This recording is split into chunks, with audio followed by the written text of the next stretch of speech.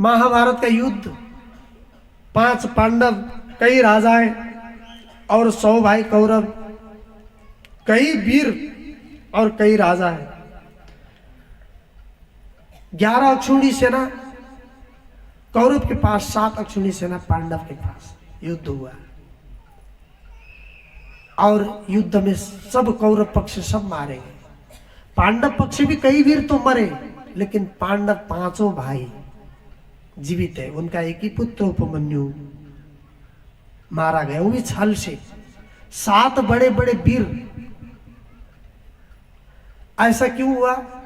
क्योंकि वही परमात्मा की दृष्टि और उनकी आशीर्वाद पांडव पक्ष थी।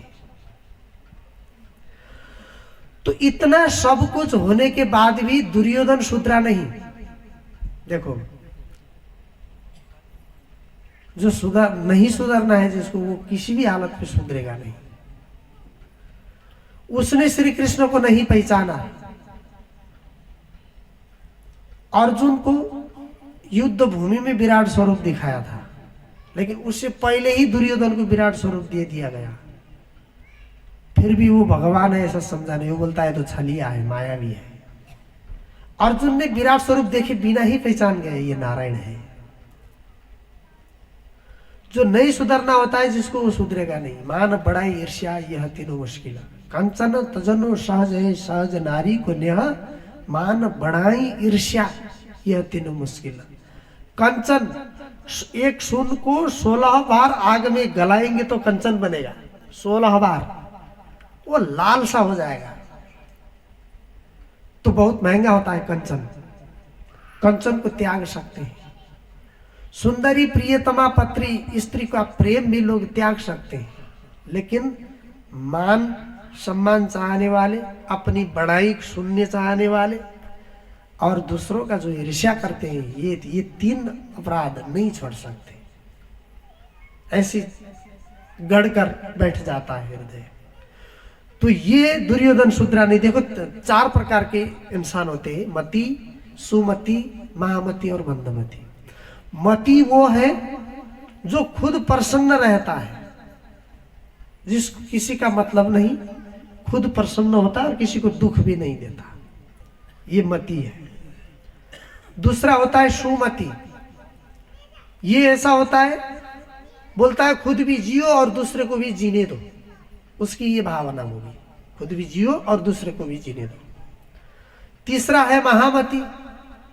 ये लोग ऐसे होते हैं, खुद दुखी होकर के दूसरों को सुखी बनाना चाहते हैं, खुद न खा करके दूसरों को खिलाना चाहते हैं, ये महामति है।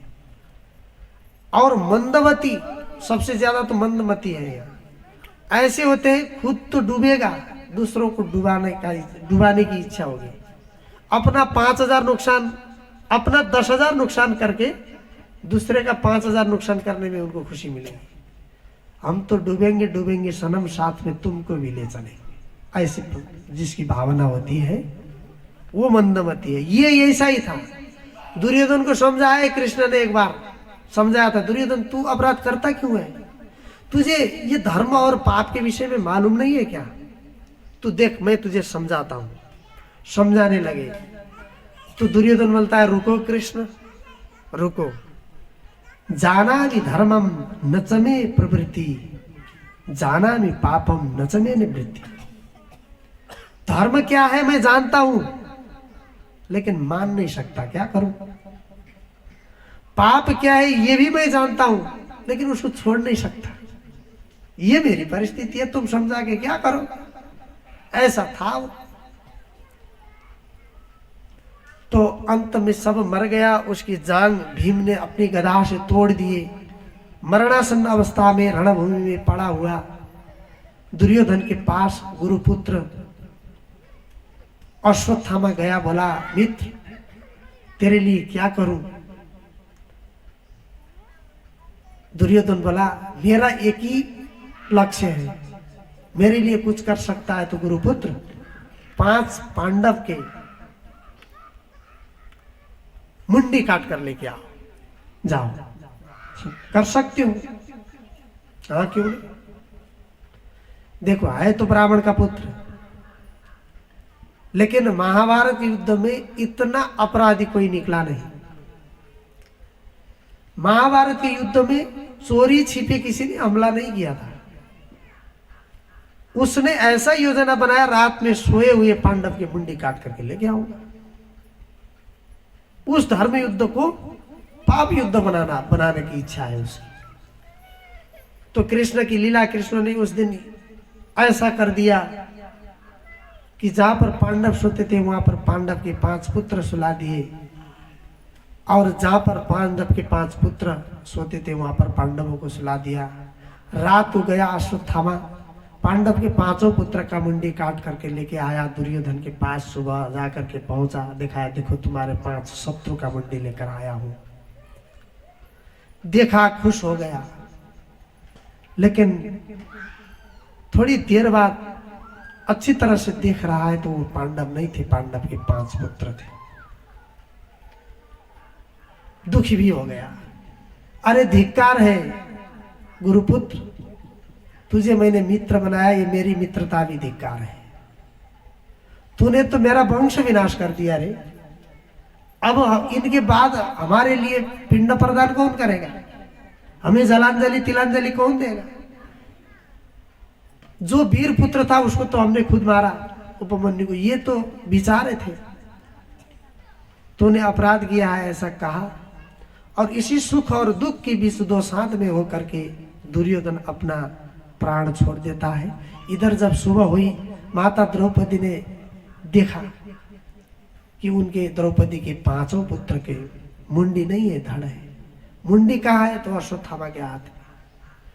तो द्रौपदी ने कहा, हे अर्जुन, हे भीम, हे नकुल, हे सहदेव, हे महाराज युधिष्ठिर, जिस किसी ने भी मेरे 5 पुत्र की हत्या की हो उसी के मुंडी के ऊपर बैठकर स्नान करूंगी, नहीं तो नहीं।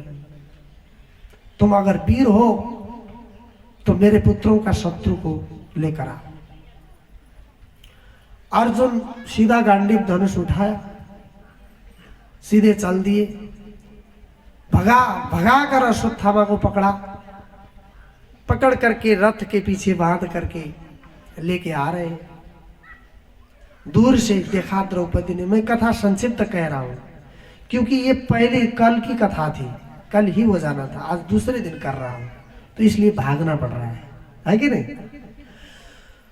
तो रथ के पीछे बांध के लेके आ रहे थे। दूर से देखा द्रौपदी ने और मन ही मन सोचने लगी, मेरे तो पुत्र नहीं है तो क्या हुआ, मेरे पास तो पति है। लेकिन माता गौतमी जो कृपाचार्य की पत्नी है, अश्वत्थामा की माता है, इनका तो न पुत्र रहेगा न पति रहेगा। क्या करेंगी बेचारी? दया आ गई। देखो, नारी का हृदय ऐसा होना चाहिए। नारी का अर्थ क्या है मालूम है? न अरि इति नारी, जो किसी की दुश्मन नहीं हो सकती है, किसी की शत्रु नहीं बन सकती, वो नारी है। दूसरे पर ईर्ष्या करने वाली तो नारी नहीं, वो तो राक्षसी है। द्रौपदी के हृदय में दया भाव उत्पन्न हो गया। उन्होंने कहा, मुच्यताम ये सब ब्राह्मणों नितराम गुरु। ये अर्जुन छोड़ दो इसको, ब्राह्मण तो हमेशा गुरु होता है, गुरु को मारना उचित नहीं। अब समस्या में पड़ गए, क्या किया जाए? इसको मारूंगा ऐसा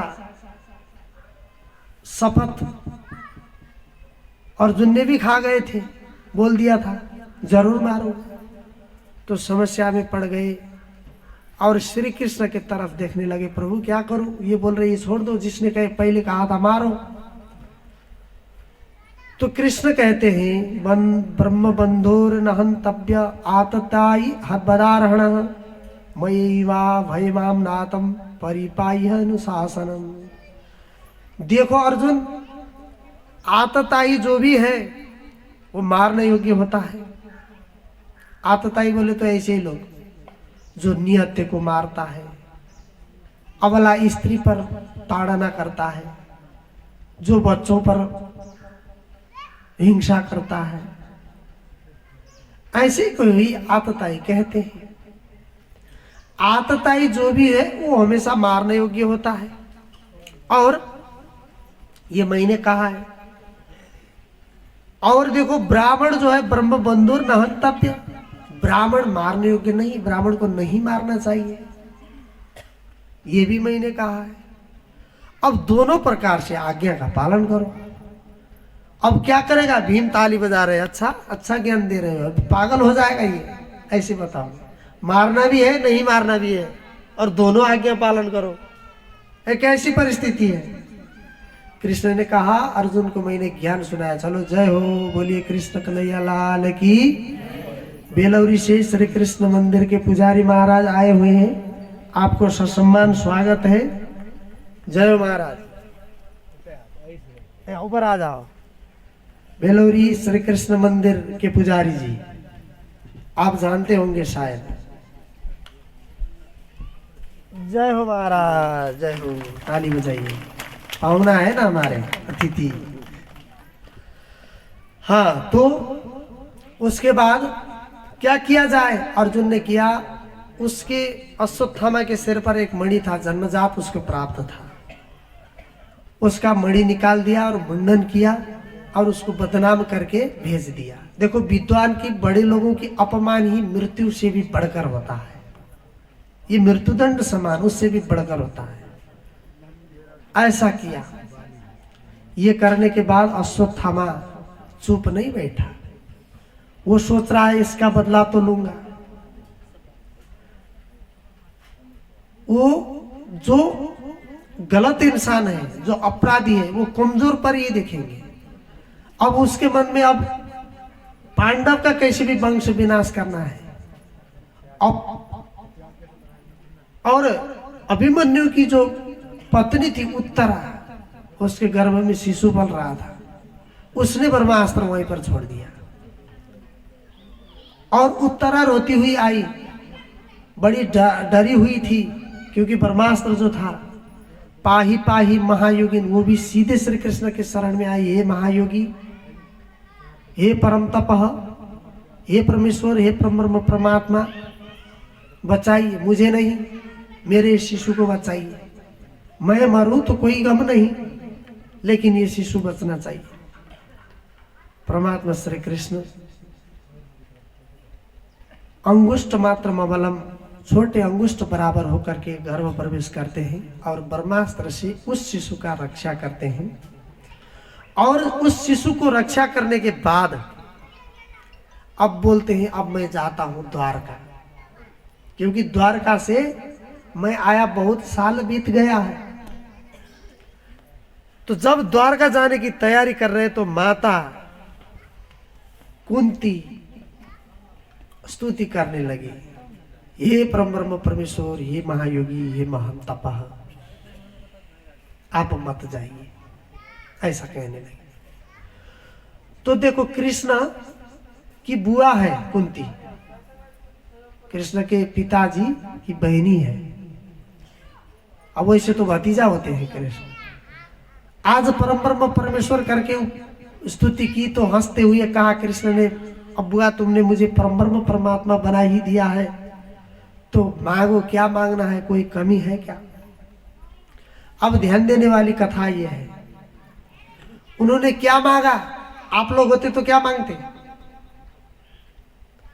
कोई धन मांगते, कोई पुत्र मांगते, कोई सरकारी जागीर मांगते, नौकरी ना, कोई बिजनेस, कोई गाड़ी, कोई विदेश, हमें अमेरिका का वीजा लग जाए, ऑस्ट्रेलिया हो जाए, इंग्लैंड यूके हो जाए, ऐसे मांगते। हम होते तो कुंती ने क्या मांगा? ये कृष्ण मुझे दुख दीजिए। हाँ, दुख? कैसी बात करते हो? क्या करोगी दुख का? दुख से तुम्हारा पेट भरा नहीं? अभी पैदा हुई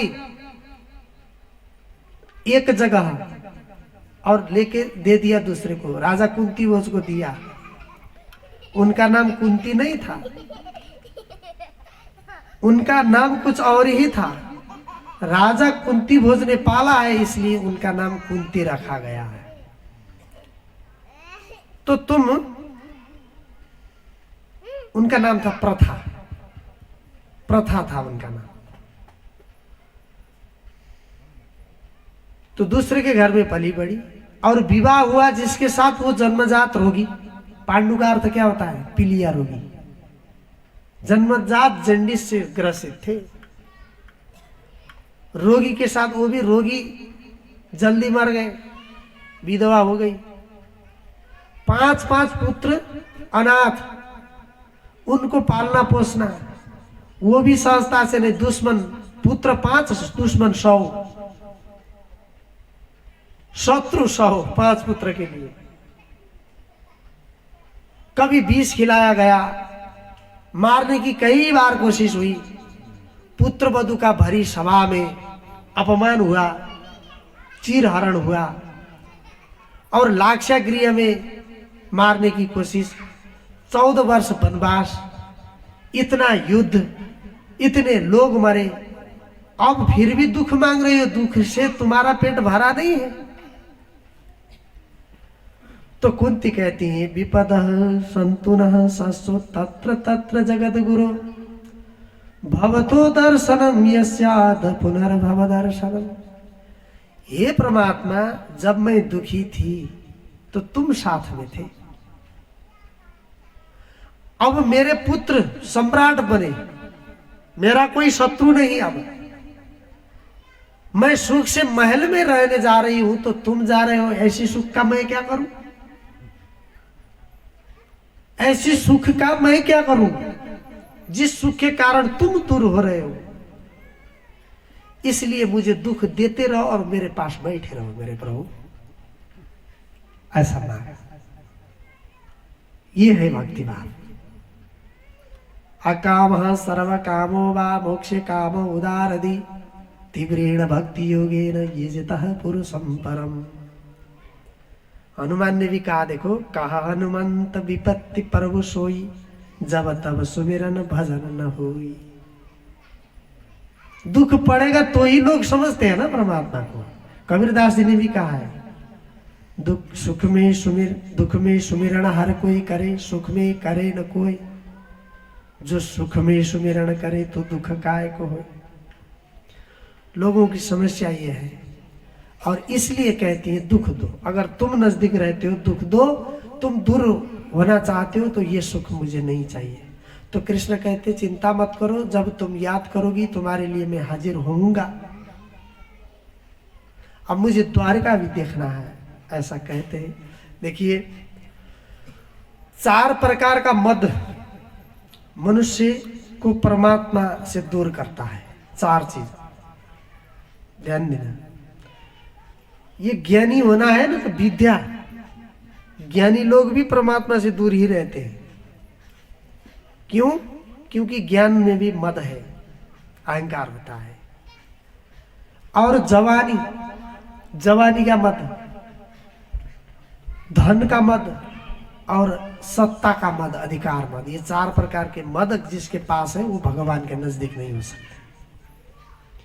ज्ञानी होना अच्छा है, ज्ञान का अहंकार नहीं होना चाहिए। तो इसके बाद रुकते हैं कुछ दिन। श्री कृष्ण धौम्य आदि ऋषिगण सहित पांडव को लेकर के भीष्म पितामह के पितामह जहां सरसैया पर लेटे हुए थे, वो मरे नहीं थे, सब बाकी मर गए, उनका अभी आत्मा बाकी था। और उनके पास गए, तुला दान, दान धर्म, प्रजा पालन आदि राजधर्म, सोमदम आदि मोक्षे धर्म, पतिव्रते आदि स्त्री का धर्म, नियम से भगवत धर्म विस्तार पूर्वक सब वर्णन किया। अब ये सब मैं आपको विस्तार पूर्वक मैं वर्णन नहीं कर सकता, ये 7 दिन इसी में लग जाएंगे। सायं के कथा में संक्षिप्त में मैं आपको बताऊंगा दान धर्म, राजधर्म, संक्षिप्त में। अब समय भी लगभग 3 बज चुका है, फिर भोजन बना के खाने के ताही लेट हो जाएंगे है। तो इसलिए दंड के 4 प्रकार भी बताते। देखिए दंड के 4 प्रकार आपको बता देता हूँ। दंड के 4 प्रकार क्या होता है? प्रतिकारात्मक, निवारणात्मक, नजरबंदात्मक और सुधारात्मक। दंड एक ही नहीं होता है कि सबको जेल में डालो। जेल में डालने का प्रक्रिया तो साधु को भी अपराधी बनाना है। अब कानून के खिलाड़ी जो है वो किसी को भी साधु बना दे, किसी को भी अपराधी बना दे। और कहीं अच्छा आदमी फंस गया तो उसको जेल में डाल दिया, और फोकट में जो बिना गलती करे जेल में बैठा तो बाहर निकलेगा, उसके मन में आक्रामक तो होगा ना वो साधु भी बाहर आते हुए गुंडा बनकर आएगा। जेल नेल ही सब दंड नहीं है। प्रतिकारात्मक एक होता है, प्रतिकारात्मक सबसे भयंकर दंड, जैसा का तैसा बदला लेना। जिसने जो किया, जैसे भारत में मृत्यु दंड है, बलात्कारी आदियों को, हत्याराओं को मृत्यु दंड देते हैं, ये प्रतिकारात्मक है। दूसरा होता है निवारणात्मक। दंड ऐसा होना चाहिए जो जड़ से निवारण करे, दोबारा दंड अपराध न हो। तीसरा होता है नजरबंदात्मक, वो तो समझ गए आप, नजरबंद में रखना कुछ दिन के लिए। और चौथा है सुधारात्मक, वो अपराधी कैसे सुधर सकता है, वो सुधारने की प्रक्रिया भी दंड कहा गया है शास्त्रों में। ये सब बताते हैं, बाकी सब शाम के कथा में बताएंगे। अब आपको एक काम करना होगा, कथा के अंत में नियम वैसे तो लिखा है पर्चा में, बाकी समिति से हमने छलफल भी किया, बात किया। कुछ कोई ऐसी परिस्थिति हो गई कि किसी को जानकारी में नहीं है ना, इसलिए मैं ही बता देता हूँ। कथा के अंत में सबसे पहले आप बैठिए, कथा में आनंद से कथा सुनिए। अब दिन में तो आप श्रोता कम है इसलिए झांकी नहीं दी, हमने रात को 2-2 झांकी रखे हैं, 2 बढ़िया झांकी भी होंगे, झांकी दर्शन कीजिए। उसके बाद प्रसाद जो बना हुआ है भोग लगाइए। प्रसाद बना है कि नहीं अभी? महाराज प्रसाद पंचामृत कुछ है, उसका भोग लगा दीजिए और आरती करिए। आरती और भोग साथ में लेके आइए, समय हो गया आरती का, लेके आइए। और आरती सब जनों को देना चाहिए। आरती बड़ा महत्वपूर्ण चीज है, पूजा का अंतिम फल है। सब लोग जितने भी हो कथा के बीच में उठ के नहीं जाना होता है। लोग पता नहीं कथा के बीच में उठ के चले जाते हैं। तुलसीदास जी ने क्या कहा है मालूम है? तुलसी पूर्व पाप से हरि चर्चा न सुनाए, या सोए या उठ चले हल्ला देवे मचाए। पूर्व जन्म के पापी कहा उन्होंने, जो कथा के बीच में हल्ला करते हैं, जो सो जाते हैं और जो उठ के चले जाते हैं।